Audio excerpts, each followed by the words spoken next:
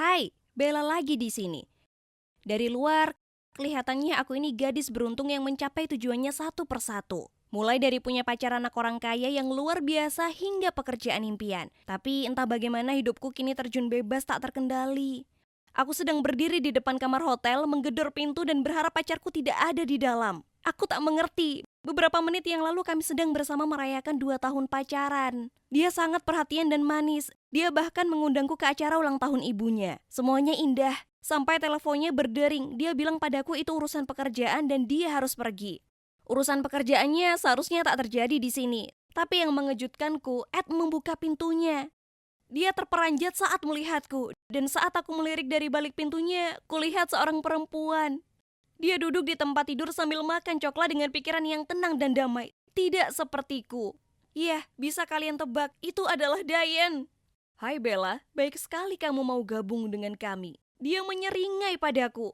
Aku hanya menatap mereka ternganga. Ini adalah hari terburuk dalam hidupku dan aku tak tahu bagaimana harus menyikapinya. Lebih parahnya lagi, Eta merasa terganggu bahwa aku sedang kesal. Tidak, yang dia pedulikan hanyalah orang-orang yang lalu lalang dan menatapnya dengan tatapan aneh. Dia menarikku ke dalam ruangan menjijikan itu lalu menutup pintunya. Aku tak ingin berada di tempat ini, tapi aku tahu aku layak dapat penjelasan. Kenapa kamu ada di sini, Bella? Dia bertanya padaku. Kamu dan dia? Aku bergumam. Dayan berjalan ke arahnya dan mulai mengusap-usap pundaknya, kemudian tersenyum sombong padaku dan berkata, memang terlihat seperti itu, kan? Bella, maafkan aku, katanya. Ya, aku juga. Jawabku sebelum bergegas keluar dari sana. Para pengkhianat itu silahkan saling menyambut. Aku sudah selesai.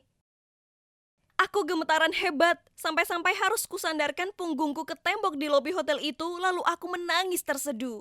Ya Tuhan, hatiku sangat sakit. Aku ingin membenci tapi aku masih mencintainya. Menyedihkannya lagi, aku masih mengenakan gaun yang teramat cantik ini. Di awal malam itu, aku merasa bak seorang putri, dan sekarang aku merasa seperti pecundang. Aku sampai di rumah seraya menangis merasa sangat patah hati dan malu. Apa yang salah denganku? Bagaimana bisa dia menyakitiku seperti ini? Kemudian HP ku berbunyi. Itu sebuah pesan dari Ed. Aku benar-benar minta maaf Bella. Aku akan menebusnya untukmu. Apa? Bagaimana tepatnya dia berencana akan menebusnya untukku? Apa dia akan menaikkan gajiku? Atau memberiku kenaikan jabatan? Yes, kenapa dia tak bisa lihat bahwa hal ini tak bisa diperbaiki dengan cara seperti itu? Dia sudah hancurkan apa yang kami punya. Bersenang-senang dengan gadis jahat itu. Aku bahkan tak mengenali Ed lagi. Dia sudah banyak berubah dan sekarang ia terasa benar-benar seperti orang lain. Keesokan harinya, aku katakan pada Jim aku terlalu sakit untuk berangkat kerja. Tak mungkin aku bisa tahan melihat mereka berdua bermesraan. Tapi aku akan melupakan ini. Aku adalah orang yang berpendirian kuat dengan ambisi besar untuk karirku dan tak akan kubiarkan mereka menang. Aku hanya butuh waktu bagi jiwa dan ragaku untuk pulih sebelum aku bisa kembali kerja dan menghadapi mereka setiap hari. Tapi itu justru sangat sulit. Aku mencintai dan percaya padanya lebih dari diriku sendiri. Sekarang, fakta bahwa dia selingkuh menghancurkan hatiku begitu saja dan menguras energiku. Aku tak bisa berhenti menangis berhari-hari dan akhirnya merasa kalau ini tidak benar. Aku akan jadi pecundang hanya jika aku pasrah menerimanya. Jelas aku lebih pantas dapatkan lebih dari sekedar idiot tukang selingkuh dalam hidupku. Ya, benar saja. Aku harus terus maju, terus mengejar mimpiku, dan berusaha sekuat tenaga demi hidupku sendiri daripada membuang waktuku untuk seseorang yang tak pantas mendapatkannya. Aku tak lagi sembunyi, jadi aku kembali bekerja. Saat aku sampai di sana, Jim menghampiriku dan memberitahu tentang proyek luar biasa yang dia ingin aku mengerjakannya. Tentu saja jika aku merasa sanggup melakukannya. Terima kasih Jim, karena ini persis kubutuhkan saat ini untuk beri suntikan semangat yang kubutuhkan untuk terus maju. Segera kukatakan ya padanya. Aku siap mencurahkan segenap diriku untuk itu. Namun di hari pertama aku kembali bekerja, semua orang di kantor menggosipkanku. Aku tahu ini karena Diane yang menyombongkan bagaimana Ed memutuskan aku untuknya. Yang membuatnya lebih buruk, Diane terus muncul di depanku. Dan dengan lantang memberitahu orang-orang yang mendengar betapa hebatnya Ed sebagai pacar. Kenapa dia tak biarkan saja aku sendiri? Dia sekarang jadi pacar Ed. Apa itu belum cukup baginya? Aku hanya tak paham bagaimana bisa dia begitu jahat. Parahnya lagi, aku masih harus bertahan dari rapat membosankan bersama Diane dan Ed. Ku duduk di samping Jim dan berusaha keras tak terlihat mereka saat Ed mengumumkan siapa sales manager yang baru. Sumpah, jantungku copot rasanya saat dia mengatakan orang itu adalah Diane. Saat kami selesai kerja, dia tiba-tiba mendatangiku mengibaskan rambutnya dan berkata, "Ini sungguh minggu yang hebat bagiku. Aku sekarang punya pekerjaan yang hebat sesuai dengan pacar baruku yang luar biasa." Aku mengacuhkannya, pura-pura tidak mendengarnya dan berusaha tidak terlihat terpancing olehnya. Tak mungkin aku menangis di depan seisi kantor. Dia menatap lurus ke arahku saat mengatakan, "Tentu saja, aku berharap semua pekerjaan harus sesuai dengan standar tertinggi. Kalau tidak, akan ada konsekuensinya." Jim menyela, "Diane, kamu ini bertanggung jawab urusan penjualan, bukan keseluruhan pekerjaan. Sekarang kami permisi, kami ada pekerjaan untuk dilakukan." Untung saja ada Jim karena tak mungkin aku bisa tahan dengan rapat itu lebih lama lagi. Tepat setelah kami keluar dari ruangan rapat, aku bertanya pada Jim soal proyek yang akan datang. Sekarang yang aku ingin hanyalah fokus pada pekerjaan. Hanya saja Jim minta maaf kalau dia sedang sibuk mengerjakan sesuatu yang mendesak, lalu bertanya, kami bisa membahas proyek selanjutnya sambil makan malam. Aku langsung setuju. Tak hanya aku yang bersemangat untuk tahu lebih jauh soal proyek itu, tapi itu juga artinya aku tak akan terjebak di rumah hanya dengan pikiranku sendiri. Dia membawaku ke tempat makan malam keren yang aku tak pernah datangi sebelumnya. Karena Ed agak sedikit sombong untuk urusan makan di luar dan menolak kemanapun kecuali restoran mewah.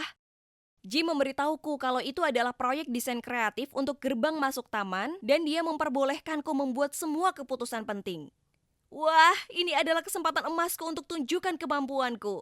Sejak itu, Jim menjadi kesatriaku berbaju zirah. Dia perbolehkan aku makan siang di kantornya. Dan rasanya sangat nyaman menjauh dari semua rekan-rekan kerjaku yang melongo. Kami membicarakan proyek besar ini, bercanda, dan berbagi sandwich bersama. Di suatu kesempatan, aku sedang makan salah satu sandwich selai kacang dan jelly miliknya. Saat dia menatapku, ragu-ragu kemudian berkata, "Kamu ingat apa yang kita bicarakan saat di bar dulu?" Aku tertawa gugup karena aku tak menduga dia akan membahas itu lagi. "Iya, kita bicara banyak. Aku agak mabuk malam itu." Dia membalas, "Iya, tapi aku tidak mabuk. Aku bilang padamu kalau aku percaya Ed dan yakin dia tak akan pernah mengecewakanmu dan aku akan membantumu balas dendam jika ternyata aku salah tentangnya." Aku nafas. Heis, aku ingat itu adalah taruhan yang konyol. "Bella, aku pria yang memegang janji. Aku ada di sini jika kamu ingin aku membantumu membalas dendam padanya." Aku tak bisa katakan aku tak pernah berhayal tentang balas dendam padanya. Dalam pikiranku ada beberapa kesempatan di mana ku bayangkan akan kucabik-cabik bajunya atau kukirim email ke seluruh kantor membuat daftar kebiasaan terburuknya. Aku bisa saja mewujudkan khayalanku, tapi tak akan kulakukan. Ed itu hanyalah pria jahat dan walaupun yang dia lakukan sangat menyakitkan, aku akan belajar dan bertumbuh dari hal itu. Jadi aku menjawab, "Terima kasih Jim, tapi tak apa-apa. Aku tak akan melakukannya karena aku tak mau jadi orang macam itu. Dan tak adil rasanya membuatmu jadi orang semacam itu juga. Terima kasih, sungguh sangat berarti kamu bersedia melakukan itu untukku." Kulihat betapa Jim tampak lega. Dia adalah pria yang menepati janjinya, tapi tak diragukan lagi dia adalah orang yang baik. Dan membalas dendam pada orang lain meskipun mereka pantas menerimanya, itu bukan caranya. Jadi aku lanjut mencurahkan perhatianku dalam proyek ini dan berusaha tak biarkan drama pekerjaan ini menjatuhkanku. Kemudian suatu hari, aku datang ke kantor dan melihat Tuan Stafford ada di lobi sedang bicara dengan Diane. Ini sungguh aneh, karena pada kesempatan yang jarang terjadi, beliau ada di sini. Beliau cenderung memilih menyendiri di kantornya. Tak hanya itu, beliau tampak sangat marah. Aku menyaksikan saat Diane dengan wajah ketakutan mengikutinya masuk kantornya. Beberapa menit kemudian, Ed pun bergegas naik ke atas sana. Sungguh drama sekali. Ya sudah, paling tidak tak ada yang membicarakan tentangku sekali ini saja. Saat makan siang, berita sudah beredar kalau Diane sudah dipecat. Ternyata dia menjual desain perusahaan kepada perusahaan saingan. Dan mereka kini menggunakannya di salah satu proyek konstruksi lainnya. Jim sangat jengkel soal ini dan kulihat dia jadi marah pada Ed di pintu keluar darurat. Aku paham maksudnya. Rasanya seperti semua kreativitas kami telah dicuri untuk keuntungan gadis yang tak seharusnya mereka pekerjakan sedari awal. Tentu saja, Ed bersikeras kalau dia tak tahu apa-apa soal ini dan dia sudah putus dengan Diane segera setelah tahu. Dia juga yakinkan ayahnya untuk tidak melakukan tindakan hukum terhadapnya. Aku tahu ini mungkin hanya untuk menyelamatkan dirinya sendiri. Maksudku, dia kan pacarnya. Lagi pula, Diane bisa saja melibatkan dia dalam masalah itu. Sekarang berkat Diane kami harus mengubah beberapa elemen desain di proyek itu. Ini adalah upaya yang sangat besar dan aku beserta rekan timku harus kerja lembur dan itu sangat melelahkan. Suatu pagi aku berjalan menuju tempat kerja merasa lelah dan tak semangat menghadapi hari panjang lainnya saat kulihat seikat bunga mawar di atas mejaku. Kubuka kartunya mengetahui itu dari Ed dengan sebuah catatan bertuliskan, "Bella, aku sangat merindukanmu. Tolong beri aku kesempatan lagi. Ed." Wow, dia baru saja putus dengan Dain dan sekarang dia ingin aku kembali.